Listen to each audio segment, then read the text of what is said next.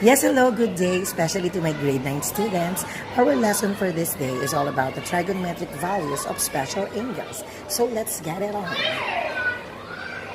In order to evaluate the trigonometric values of special angles, it's very important to memorize these values.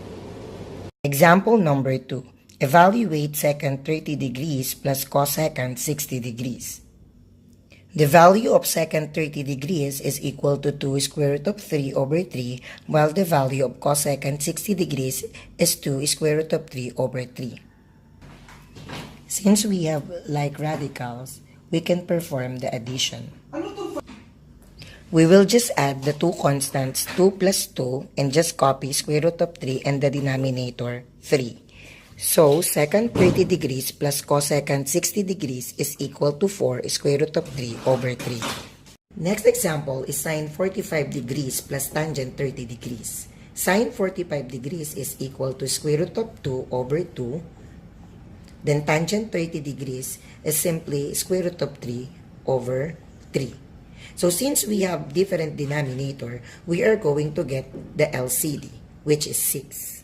Then 6 divided by 2 is equal to 3 times square root of 2 is simply 3 square root of 2. 6 divided by 3 is 2 times square root of 3 is we have 2 square root of 3.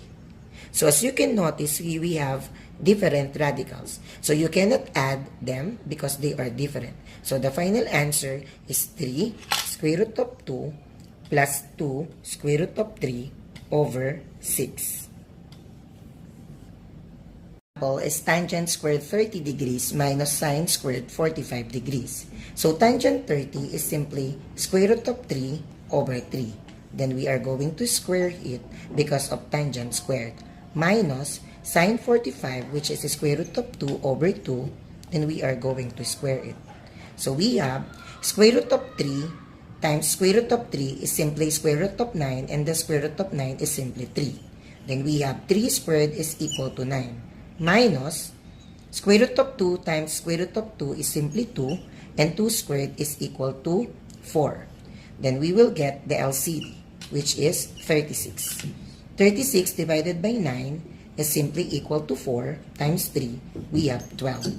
36 divided by 4 is equal to 9 times 2, we have negative 18.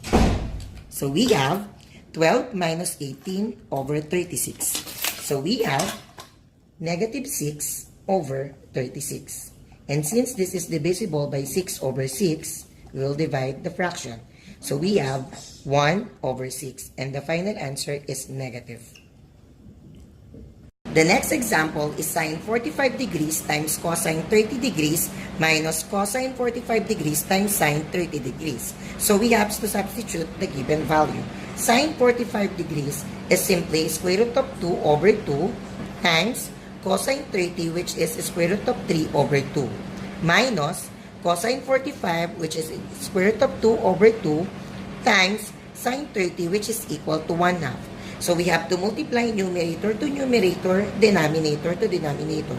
Square root of 2 times square root of 3 is square root of 6 over 2 times 2 is we have 4, minus square root of 2 times 1 is square root of 2 over 2 times 2, we have 4.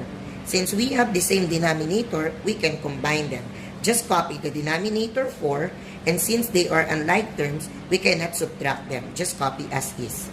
Square root of 6 minus square root of 2. That's the final answer.